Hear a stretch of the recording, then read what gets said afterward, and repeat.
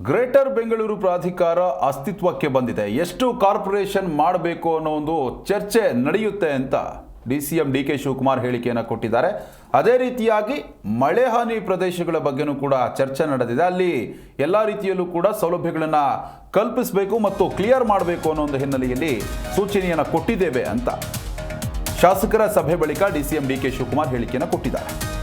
Footpath ವ್ಯಾಪಾರ ಸಂಪೂರ್ಣ ಬಂದ್ ಮಾಡ್ತೇವೆ, ನೋಂದಣಿ ವ್ಯಾಪಾರಿಗಳಿಗೆ ನಿರ್ದಿಷ್ಟ ಜಾಗವನ್ನು ಕೊಡುತ್ತೇವೆ. 26,000 ಫುಟ್ಪಾತ್ ವ್ಯಾಪಾರಿಗಳು ನೋಂದಣಿಯನ್ನು ಮಾಡಿಕೊಂಡಿದ್ದಾರೆ. ಇನ್ನು ವ್ಯಾಪಾರ ಮಾಡಿ ಗಾಡಿ ತೆಗೆದುಕೊಂಡು ಹೋಗಬೇಕು ಅನ್ನೋ ಒಂದು ಹಿನ್ನೆಲೆಯಲ್ಲಿ ಅವರು ಸೂಚನೆಯನ್ನು ಕೊಟ್ಟಿದ್ದಾರೆ.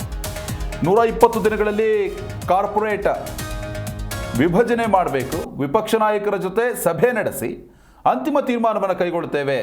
ಸೆಪ್ಟೆಂಬರ್ 15ರಿಂದ ಹೊಸ ಆಡಳಿತ ಆರಂಭವಾಗುತ್ತೆ. ಹೀಗಾಗಿ ಎಷ್ಟು ಕಾರ್ಪೊರೇಷನ್ ನಾವು ಮಾಡಬೇಕು ಅಂತ ಚರ್ಚೆ ಆಗಿದೆ. ಈಗಾಗಲೇ ಅದನ್ನು ಜಾರಿಗೆ ತರುವಂತಹ ಕೆಲಸವನ್ನು ಮಾಡ್ತೇವೆ. ವಿಪಕ್ಷ ನಾಯಕರ ಜೊತೆನೂ ಕೂಡ ಚರ್ಚೆ ಮಾಡ್ತೇವೆ ಅಂತ ಡಿಸಿಎಂ ಡಿ ಕೆ ಶಿವಕುಮಾರ್ ಬೆಂಗಳೂರಿನಲ್ಲಿ ಪ್ರತಿಕ್ರಿಯೆ ಕೊಟ್ಟಿದ್ದಾರೆ.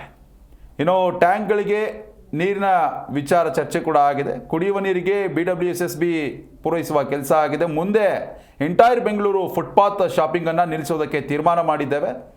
ಇನ್ನು ಜನ ಫುಟ್ಪಾತ್ನಲ್ಲಿ ವ್ಯಾಪಾರ ಮಾಡ್ತಾರೆ, ಹೀಗಾಗಿ ತೊಂದರೆ ಆಗಬಾರ್ದು. ನಿಗದಿತ ಸ್ಥಳದಲ್ಲಿ ತಳ್ಳುವ ಗಾಡಿ ಮೂಲಕ ವ್ಯಾಪಾರ ಮಾಡಿಕೊಳ್ಳಿ ಅವರು.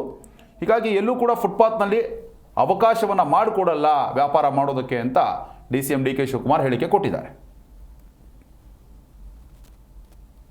ಇವತ್ತು 15ನೇ ತಾರೀಕು May greater Bengaluru authority BBMP ಬದಲಾವಣೆಯಾಗಿ ಅಸ್ತಿತ್ವಕ್ಕೆ ನೋಟಿಫಿಕೇಶನ್ ಆಗಿದೆ. 24ನೇ ತಾರೀಕು ಅಂದರೆ 120 ದಿನದಲ್ಲಿ ಸಿಟಿ ಕಾರ್ಪೊರೇಷನ್ ರಚನೆ ಆಗಬೇಕು. ಆ ಕಾರ್ಪೊರೇಷನ್ನು ಫಾರ್ಮ್ ಮಾಡಲೇಬೇಕು, ಸಿಟಿ ಕಾರ್ಪೊರೇಷನ್ಸ್. ಸೊ ಅದರಿಂದ ನಾವು ಎಲ್ಲ ಶಾಸಕರ ಹತ್ರ ಸಲಹೆಗಳನ್ನು ಕೇಳಿದ್ದೇವೆ. ಎಷ್ಟು ಕಾರ್ಪೊರೇಷನ್ ಮಾಡಬೇಕು ಅಂತ ಕೆಲವು ಸಲಹೆಗಳನ್ನು ಕೊಟ್ಟಿದ್ದಾರೆ. ಇನ್ನು ಒಂದು 3-4 ಜನ ಲೀಡರ್ ಆಫ್ ದಿ ಅಪೋಸಿಷನ್ ಕೂಡ ನಾನು ಚರ್ಚೆ ಮಾಡೋದಿದ್ದೇನೆ.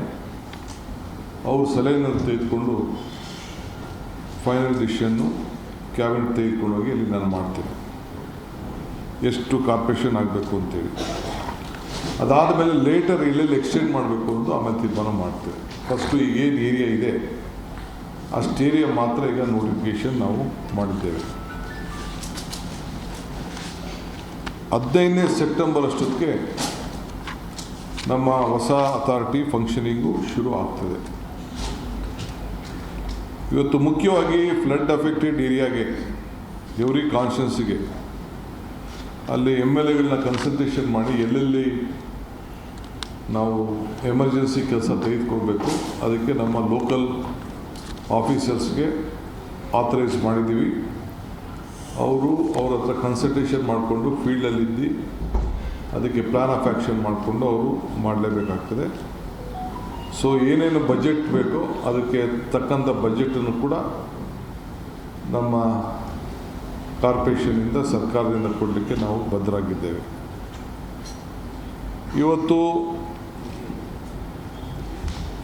ಕೆಲವು ಟ್ಯಾಂಕ್ಗಳಿಗೆ ನೀರಿನ ವಿಚಾರದಲ್ಲಿ ಏನೇನು ಕೆಲಸ, ಈ ಬೆಳ್ಳೂರಿನ ಟ್ಯಾಂಕು ಎಲ್ಲ ಕೆಲವು ಕಡೆ ಸೌತ್ ಭಾಗದಲ್ಲಿ ಜಾಸ್ತಿ ಕಂಪ್ಲೇಂಟ್ಗಳು ಬಂದಿದೆ. ಅದು ಕೂಡ ಈಗಾಗಲೇ ನಾವು ಅವ್ರಿಗೆ ಆ ಸೀಸನ್ ತಕ್ಕಂತೆ ಅಲ್ಲಿ ಏನು ವ್ಯವಸ್ಥೆ